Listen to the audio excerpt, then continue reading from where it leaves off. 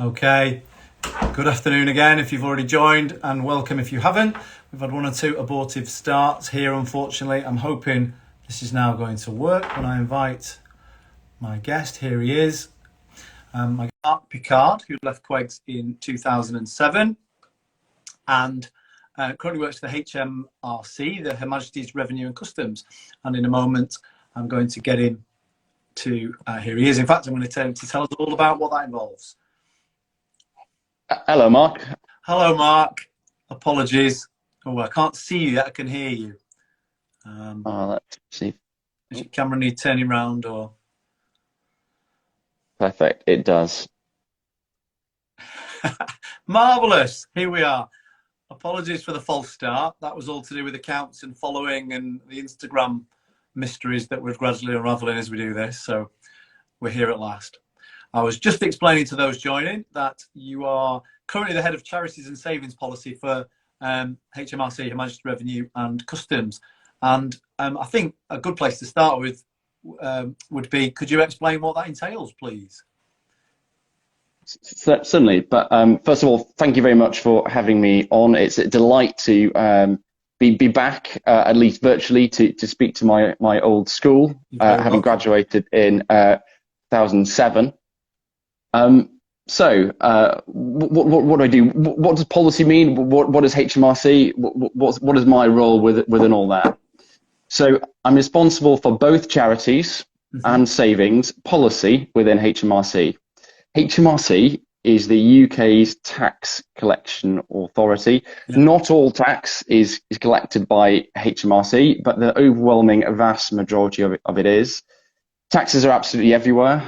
They're on income, they're on property, they're on shares, and most ordinary items.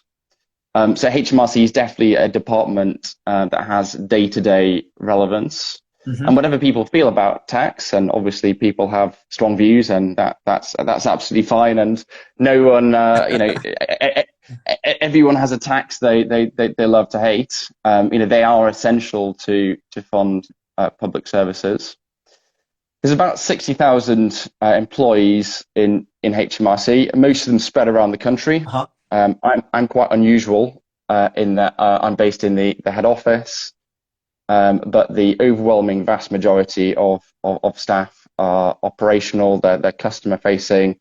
There's a big office in Leeds, massive office in Newcastle. It's a very, very broad geographical spread.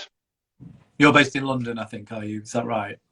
Yeah. Yeah. So the building I work in is actually the Treasury building. I work opposite Parliament, and that's probably the right office for my job. So as a policy advisor, I'm ministerial facing. It is my job to advise ministers on changes to the tax system. At the very grand end, that involves things like the recent introduction of the health and social care surcharge, so quite a big in revenue terms increase in the tax burden. But at the more technical end, and this is where HMRC rather than HMT, so the Treasury itself would lead. The more day-to-day things that I'd work on are what's known as a policy maintenance. So every day there will be tax advisors and unscrupulous individuals who seek to push boundaries, who seek to understand and use loopholes. And it was my job to find and understand those loopholes, right, and close it with legislation as required before it takes off. Wow, that sounds really interesting. And is it interesting work? I imagine it's quite varied from what you just described. If people are trying to get around the systems, there's always, I imagine you've got to be quite creative yourself if they're being creative in ways to dodge tax or to investigate where, I guess, they can circumvent rules. Absolutely. So I think there's some really interesting questions in both charities and savings. So in charities, for instance, the UK government provides a lot of tax relief to people who give money to charity. And that's brilliant because it supports charitable giving. Charities, and Quegs is a charity, do good work. But on the other hand, that is revenue foregone that could be spent on public services. So balancing those sort of factors is a really interesting one. On savings, we get sort of similar debates. So, for instance, there are things called individual savings accounts. Individual savings accounts are tax-free accounts, allow people to shelter money in them. And again, that's brilliant for the people that use them. So it allows them to grow their money tax-free, saves them on the admin of actually paying tax in small amounts. But again, government needs to balance that tax relief with the very real need to spend money on public services like schools and hospitals. So there's some really interesting debates in both of my two policy areas.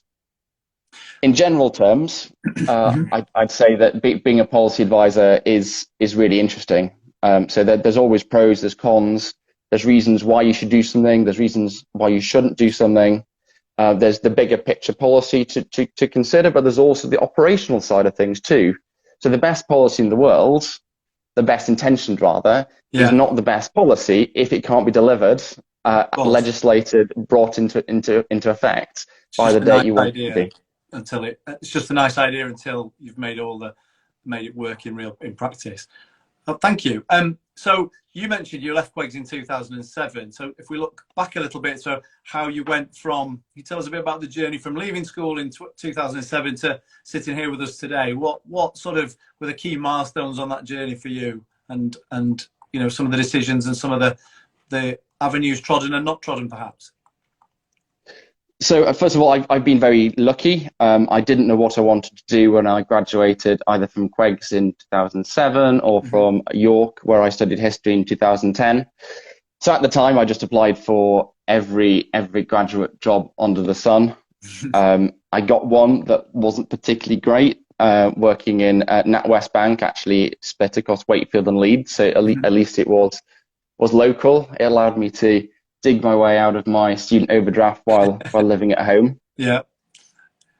But from there, I kept on applying for things, and in particular, I applied and got a job at Uswitch, which was a price comparison website. Was that relatively new then, I guess? Was that a relatively new company at that point? Yeah, so you could describe it as a tech startup. It was very cool. It was very fashionable. They had a free bar, free breakfast, free lunch. They had an Xbox in the office, but they paid really badly. Oh, okay. It's not all good. Different to NatWest though, so quite a change from there. Okay, so it didn't pay all that well, so you were still applying. Exactly. Well, actually, I applied for the civil service fast stream at the same time I applied for Uswitch. But being the civil service, it took them almost a year to get back to me. So the civil service fast stream is the sort of flagship civil service entry route for graduates, and in many ways it's a brilliant scheme. It's very varied. You might get exposed to lots of departments, and it is a fast track into at least middle management. But it's also very competitive. Right. Yeah. So I was a near miss, and this would have been in 2011.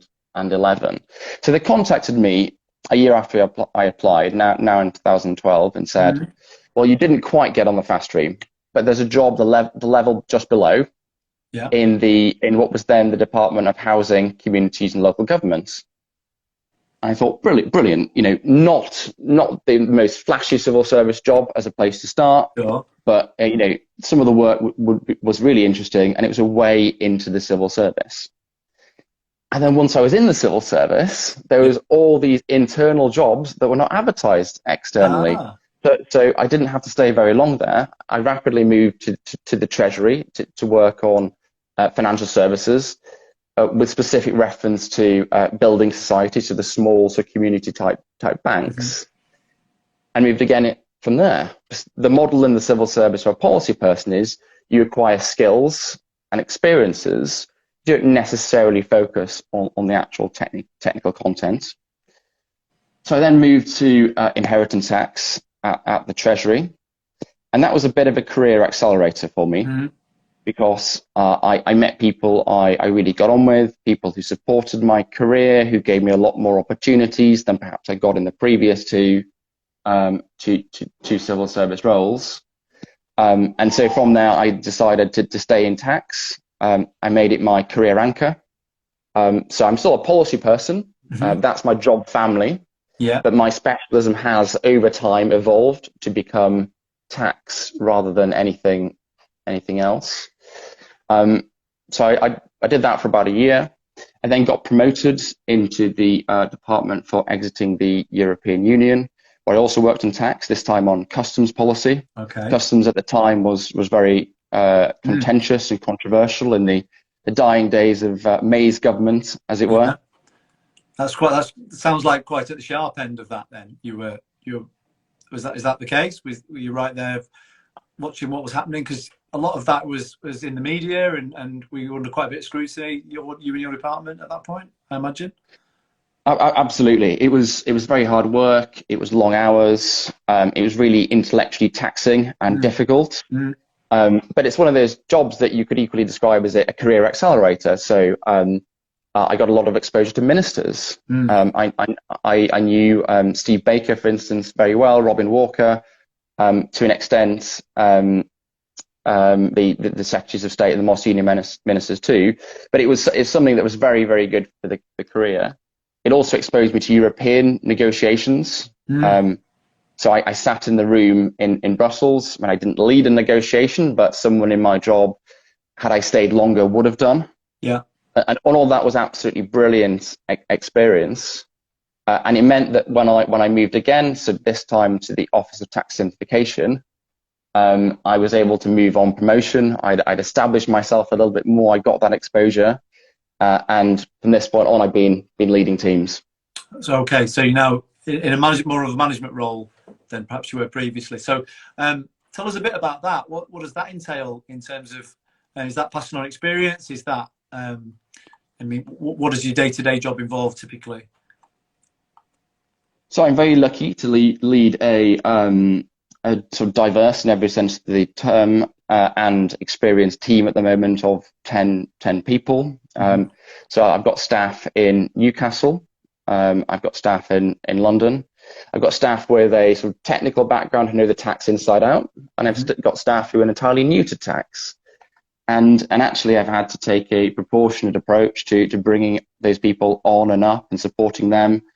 And at the same time, still being involved in the actual day-to-day policy work. You know, the reason I do this job and the reason I enjoy this job isn't so much the management, although that can still be rewarding. Yeah. It's the opportunity to influence and shape government policy. Excellent. If we've got lots of people watching now, and they're all very welcome, if you had some advice for somebody who was interested in a career in the civil service or a related career, what I suppose maybe things you wish you'd known then, because you said at school you didn't know you were headed for this route, but is there anything advantageous you could tell them to be starting to think about that, or even if they're not currently thinking of that sort of a job, what sort of advice would you have for people who aspire or should consider jobs in the civil service? So my main advice is there's lots of different ways in. The civil service is an organisation of 500,000 people, so it is by its nature diverse. The main route, the flagship route, was the civil service fast stream, which I mentioned, and I was aware of that. But there's so many others. So there's direct entry routes. HMRC has its own graduate scheme, and that's great for people who want to be more technical and want to specialise in tax. Yeah. The Treasury actually has its own graduate scheme as well, separate from the civil service fast stream. So that was another thing I hadn't considered and might have been interested in at university. Interesting. But in general terms, the sort of factors I'd use to weigh up what jobs to apply for would be to look for a balance of three factors. So how hard will it be? So some jobs in, say, law and finance will have you working 12, 16-hour days. Yeah. That's not for me. How interesting is it? Yeah. Personally, I find my job quite intellectually interesting. There's lots of pros, cons, real public policy issues to work with. And then the third is the money. Well, actually, HMRC doesn't score hugely well on that one, but arguably, if it's got two out of the three, that's enough for me. Yeah. But equally, other people might weight these factors differently. So it's very much a personal thing to rule on. And Yeah, I can see all of that, and do your research is exactly, it's always good advice so that you know what you're getting into. You mentioned, your career. Thank you for sort of taking us through it so far. What was the biggest challenge you faced, or what was a big challenge you faced, and how did you overcome it? So one of them was working on customs policy on Brexit. I was in a room with a government minister, a sort of senior secretary of state, someone you will have heard of. Yeah. And he said to an external stakeholder, this option, which was at the time government policy, this option will not work. I will not vote for it. I will block it. It will definitely not happen. And at the time, as a relatively junior official in a room full of senior people, I had to sort of defend almost the government line, his government's line, to this external. Wow. And it was quite amusing because a couple of weeks later, Theresa May's government almost collapsed, and the very thing that he wouldn't vote for was looking more likely. Interesting. So you were put on the spot, and you just have to get on with it, I guess, and fall back on what you've learned. I mean, how did you? Were you panicking? Were you scared? Were you nervous, or did you just do what needed to be done? What goes through your mind at a moment like that? Because that's quite, am I going to be in the papers? It's quite high pressure. So. Well, civil servants, being cautious folk, often like to plan and prepare for any important meeting, any meeting involving a minister, an important external stakeholder such as the European Commission. Yeah. So I'm certain there would have been a defensive line in a whole pack of defensive lines that would have helped me. Sure. But I know people, so my wife included, who's appeared before a select committee as a junior official and had to defend the government line. And again, appearing before a select committee of senior MPs can be daunting. I'm sure. And would make me nervous. But I would do my best. I'd try and be prepared for it. I'd practice with other people. Yeah, it's about preparation, I'm sure, because you don't want to get caught out, as in so many things. Wow. And so that was a challenge. What are you most proud of that you've achieved? I mean, the Brexit thing you've mentioned, is there anything else that you're particularly pleased with in your career that you think, I'm pleased with how that turned out? So my time at the Office of Tax Simplification was in many ways quite rewarding because I got my name publicly on a report. It's quite an unusual thing for a civil servant to get. So most civil servants are inward looking. We are there to promote our ministers and our ministers' ideas. We don't necessarily want to be too public in what we believe and what we'd like to see. But the Office of Tax Simplification was a little bit different. So it was almost an arm's length body, a captive think tank, if you will, that had the free hands to look at specific areas of the tax system, in this case capital gains tax, which is a tax you pay when you sell property and shares, and with almost no preconceptions, review it from first principles. And I was the person that led that report. I organised and facilitated the stakeholder meetings. I shaped the conclusions, obviously as part of my team. Yeah. But I'm very proud that it's sort of my name on that report. And if you go on the parliamentary website and you download that report, you'll see Mark Pickard led the review. I intend to. There's a Quigs boy right there. That's brilliant. So what's next? Where do you see your career unfolding? I mean, you're a relatively young man. I'm sure there's, you've got years and years of work ahead of you. What sorts of things have you got in mind? You seem pretty happy where you are, but obviously, what opportunities might you be looking for, or where do you see yourself going in the future?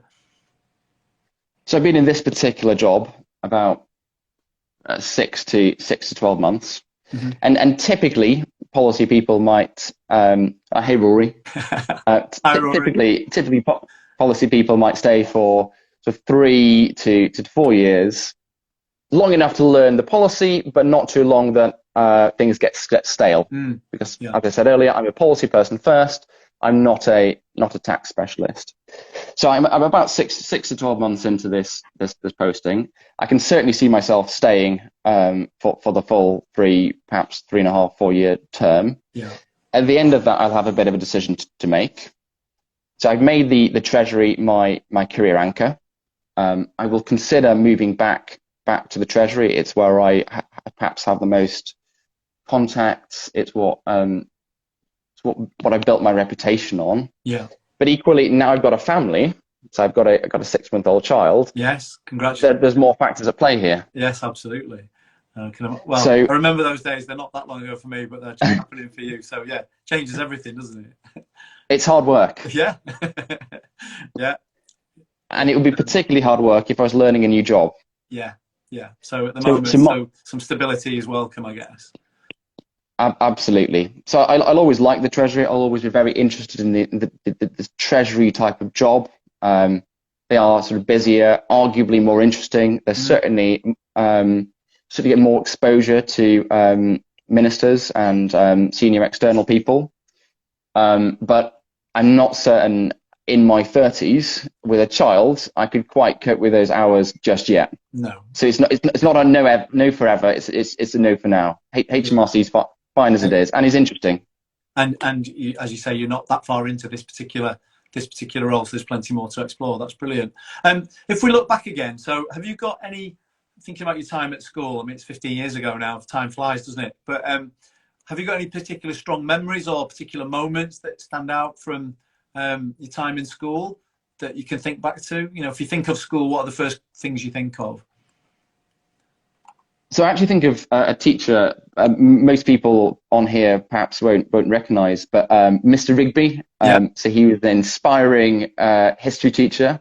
I still love history now. It's my passion. It's my hobby.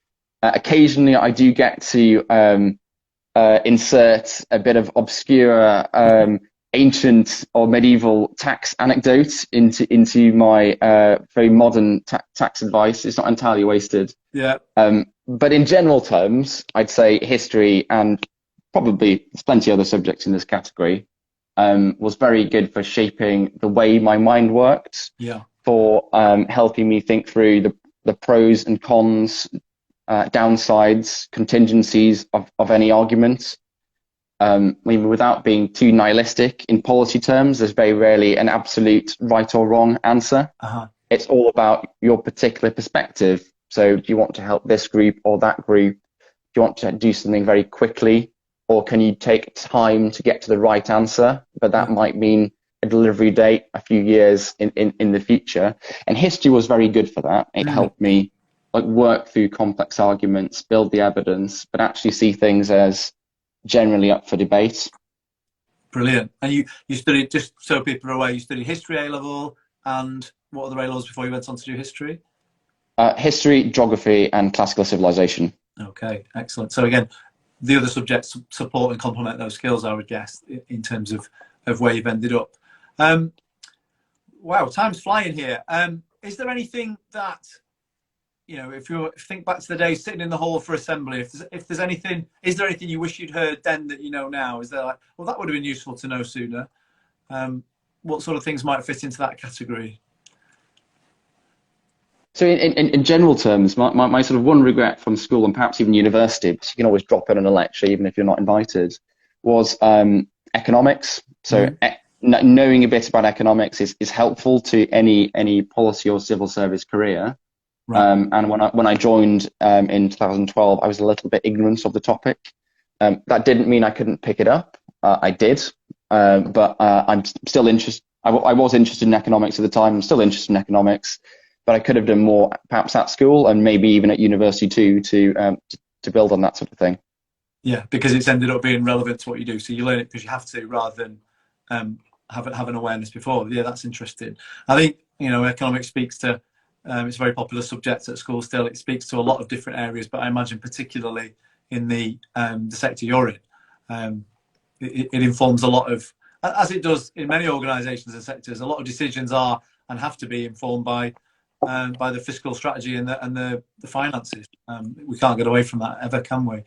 But I think you can certainly make the link to a lot of other subjects. So I'm not a statistician, but I do work with numbers quite regularly. And quite often I might have to put them in a graph or a table. I might have to interpret them. And so maths has its use too. Fond memories of maths? I don't think I ever taught you actually, but fond memories of maths from back in the day, or not so much? Less fun, but Less I still fond. got an A. You still got an A. Well, and you know that still takes some doing. So well done. And you mentioned Mr. Rigby, obviously a legend in these parts, retired some years back. Now, I'm going to see him on Saturday actually, so I'll remember you to him. He's at the Cambridge dinner on the All Subs Cambridge dinner on Saturday night. Any other teachers that stand out? Any particular moments that you know? You want to name drop anyone else who are either still here or may have retired in the meantime? Anyone else that you remember? Yeah, I'll give you another example who I actually had a very negative view of at school, but I've since completely revolutionized this Interesting. since knowing them as an adult. So I was very scared of a French teacher called Doug Haig at school. He was had a very intimidating presence, and not helped by the fact that French was my worst subject.